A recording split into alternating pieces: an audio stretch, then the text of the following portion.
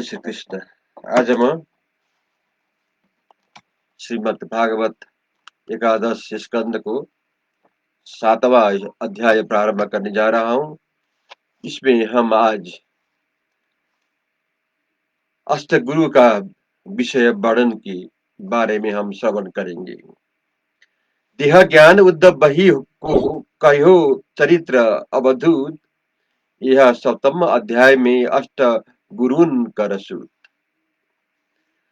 श्री कृष्णचंद्र भगवान बोले कि हे महाभाग उद्धव, तुमने जो मुझसे कहा सो सब मुझको करना है। ब्रह्मा जी की प्रार्थना से यहाँ मैंने जिस निमित्त अपने अंश सहित अवतार लिया है,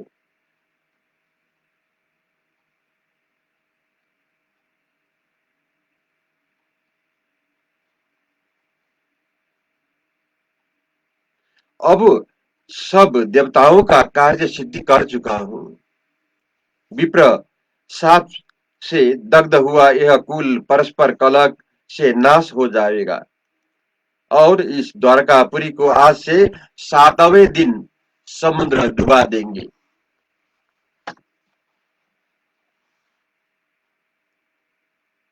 जिस दिन मैं इस लोक का परित्याग करूंगा। हे साधु उद्धव, उसी समय से कलयुग इसको दबा लेवेंगे और सबका निरादर करके धर्म को दूर करेगा। हे उद्धव, मेरे त्याग कर देने पर फिर तुम भी इस पृथ्वी पर नहीं रहना। इस कारण यदि रहो तो स्वजन बंधु और कुटुंब का मोह त्याग कर मेरे स्वरूप में मन रखकर सम दृष्टि को इस पृथ्वी में विचरो। इंद्रियों के समूह को और मन को अधीन करके इस जगत को अपने आत्मा में देखो और अपने को परमेश्वर में ब्रह्म रूप से देखो। श्री कृष्ण जी ने जब इस प्रकार उद्धव जी को आज्ञा दी, तब तब तो जानने की इच्छा से श्री कृष्ण भगवान को प्रणाम करके उद्धव जी इस प्रकार प्रार्थना करने लगे। हे योगेश्वर, अपने मोक्ष के अर्थ यह संन्यास रूप का त्याग मुझसे वर्णन किया, सो अपनी सहज दया से कहा, क्योंकि मैं तो ऐसा अधिकारी नहीं था। ये सर्वव्यापक विषय वासनाओं वाले पुरुषों को त्याग महा कठिन है। अहंकार ओ ममता से मैं मूढ़मती हूँ। आपकी माया से उत्पन्न हुए पुत्र श्री देह आदि में मग्न हो रहा हूँ।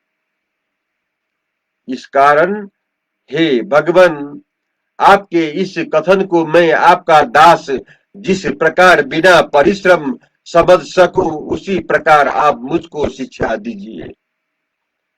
यह सुनकर श्री कृष्ण भगवान बोले कि हे उद्धव, जो पुरुष तत्व ज्ञान को परम मुक्त मानते हैं, वो पुरुष प्राय बिना गुरु के ही अपने आत्मा का संसार से उद्धार करते हैं।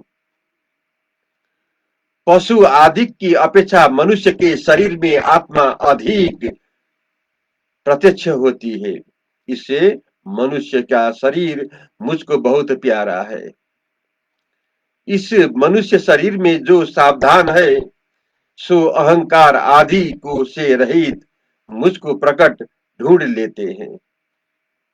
इस बात पर हम एक बड़े तेजस्वी राजा यदु और अवधूत का संवाद रूप प्राचीन इतिहास कहते हैं।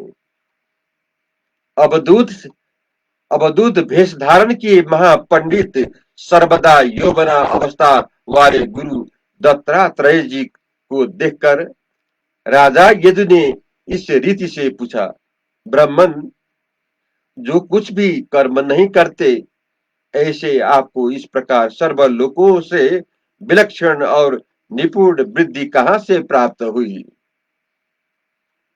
संपूर्ण लोक काम और लोभ रूप दावा दबा नल से दग्ध हो रहे हैं।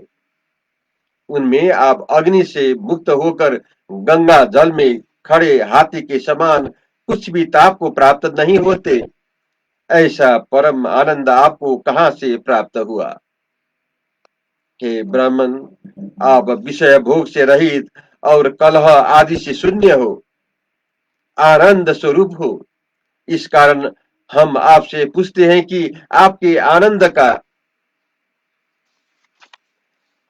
कारण क्या है? गुरु दत्तात्रेय जी बोले, हे राजन, अपनी बुद्धि अपनी बुद्धि करके मेरे गुरु बहुत है, जिनके द्वारा मैं बुद्धि पाकर मुक्त हुआ हूँ। पृथ्वी, वायु, आकाश, जल, अग्नि, चंद्रमा, सूर्य, कपोत, अजगर, समुद्र, पलंग,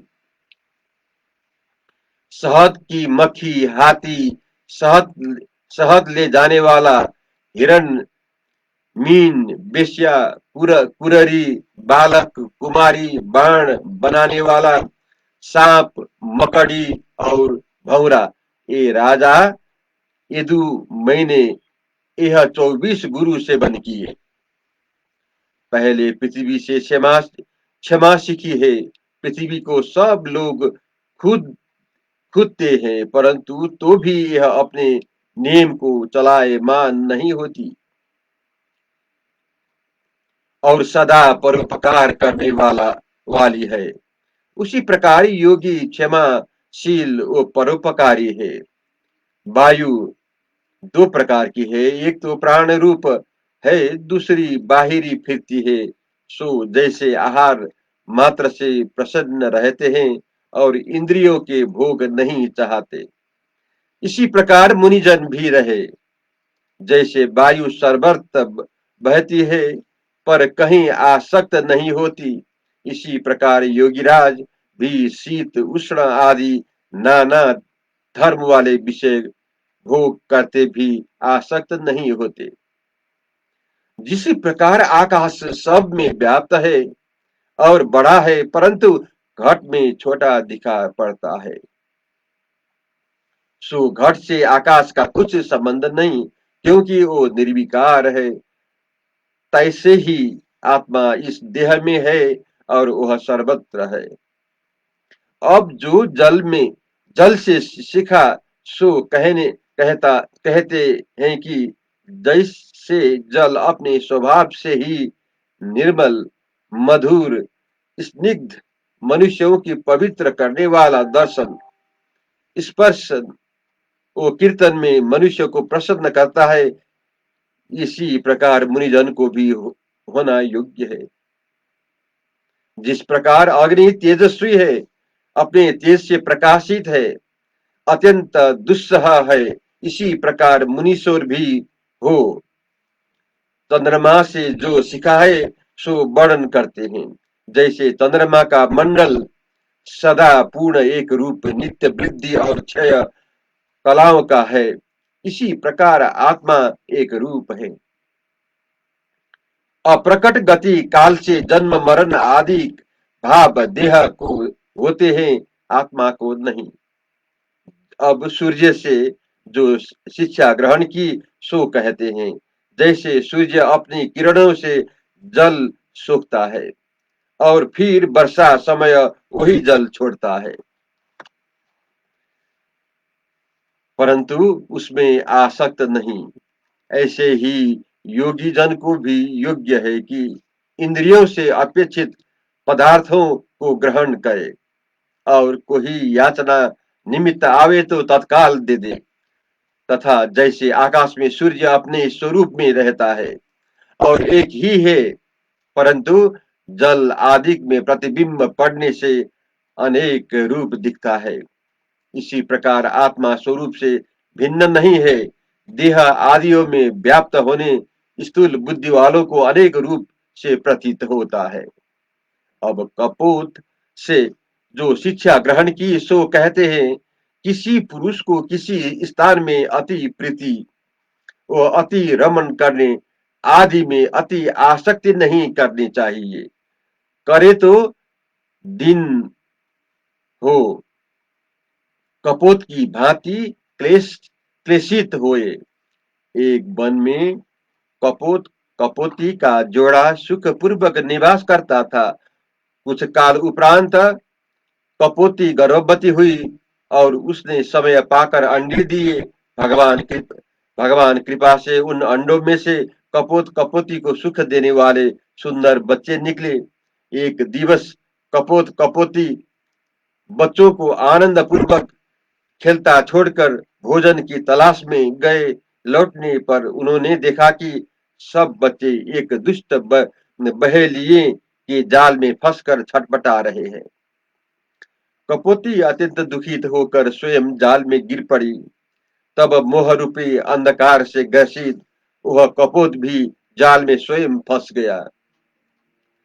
जैसे कुटुंबी कपोत अशांत चित्त हुआ, ऐसे ही एक मनुष्य सुख दुख ही में रतिमान दीन होकर परिवार का पालन पोषण करते, कुटुंब सहित दुख ही दुख पाते हैं। जय श्री कृष्ण। अब मैं 8वां अध्याय प्रारंभ करने जा रहा हूँ। इसमें पिंगला का उपाख्यान के बारे में हम श्रवण करेंगे। अष्टम में प्रभु ने कहो हरि अवधूत ही द्वार, नौ गुरु अजगर आदि सो सीखे ज्ञान अपार। गुरु दत्तात्रेय बोले कि हे राजा यदु, बुद्धिमान को उचित है कि सुख की चाहना न करे। बिना उद्यम में अनायास ही जो कुछ प्राप्त है वो उसको प्रसन्नता पूर्वक ग्रहण कर ले। सबसे सबसे उदासीन रहे, शरीर के निर्वाह मात्र ही भोजन ग्रहण करे। इस प्रकार अजगर रहता है। अब जो समुद्र से शिक्षा ली है सो कहते हैं। योगी को समुद्र के समान प्रसन्न और गंभीर रहना चाहिए। उसका भाव अथाह अपार और असीम होना चाहिए। समुद्र वर्षा ऋतु में नदियों में बाढ़ आने पर भी नहीं बढ़ता, न ग्रीष्म ऋतु में घटता है। उसी प्रकार योगी कुछ मिलने से प्रसन्न तथा खोने से क्लेशित नहीं होते। इंद्रियों के विषय 5 है, रूप रस गंध स्पर्श शब्द। इनमें आसक्त होने से यह जीवन नाश हो जाता है। जैसे पतंग, मीन, भ्रमर, गज, हिरण इत्यादि नाश को प्राप्त होते हैं। इस कारण इन 5 विषयों में आसक्त न हो। यह शिक्षा उन 5 से हमने ग्रहण की है। मोह के वशीभूत हो, पतंग दीप पर, मीन अन्न लगे हुए कांटे पर, भ्रमर कमल के फूल पर, हाथी मस्त हथिनी पर और हिरण बधिक के गाने पर दौड़कर क्लेशित होते हैं। उसी प्रकार मनुष्य इंद्रियों के वशीभूत हो लोक और परलोक को बिगाड़ लेते हैं। अब पिंगला का आख्यान वर्णन करते हैं। हे राजा यदु, पहले विदेह नगर में पिंगला नाम एक वेश्या थी। वह वेश्या एक दिन पुरुष को अपने रमन स्थान में ले जाने के अर्थ सुंदर 16 श्रृंगार सजाकर संध्या समय घर के द्वार के बाहर बैठी रही। ऐसे दुष्ट आशाली किए जागती हुई वह वेश्या कभी द्वारे आवे कभी भीतर जाए। इस प्रकार करते करते आधी रात जागते हुए बीत गई। धन की आशा से जिसका मन दीन हो गया, उसने सोचा कि बस यह काम भी बहुत कर लिया। वह मन में विचार करने लगे कि वैराग्य खड़ के समान पुरुष की आशा रूपी फांसी को काटने वाला है। मैंने अपने मन को नहीं जीता। अपना महा प्यारा सदा समीप ही रहता है। अत्यंत सुखकारी रति दाता तथा धन का देने वाला, उसे छोड़कर दुखित हुई मैं चिंता शोक मोह के देने वाले तुच्छ मनुष्यों का अपनी मूर्खता से सेवन करती हूँ। इस विदेह राजा के नगर में एक मैं ही अत्यंत मूढ़ हूँ, क्योंकि साक्षात अच्युत परमात्मा को छोड़कर पुरुष और धन के लोभ में मेरा चित्त लगा है। मैंने अपना अमूल्य जीवन धन की लालसा में पतित कर्म करके नष्ट कर दिए हैं। इस प्रकार अब मैं धन की आशा छोड़ उसके बदले हरि को मोल लेकर अब उन्हीं के साथ लक्ष्मी के समान विहार करूंगी। दत्तात्रेय जी बोले कि हे राजन, इस प्रकार अपनी बुद्धि से निश्चय कर कांत की तृष्णा से उत्पन्न हुई धन और विषय भोग की दुष्ट आशा को त्याग कर शांति को प्राप्त होके वह पिंगला वेश्या सैया पर जाकर सो गई। इस आख्यान में से हमने फलितार्थ यह ग्रहण किया है कि आशा परम दुख रूप है और आशा को त्याग देना ही यही महासुख है। जैसे पिंगला वेश्या ने अब जब कंत की आशा छोड़ दी तब सुख पूर्वक सोई। जय श्री कृष्ण।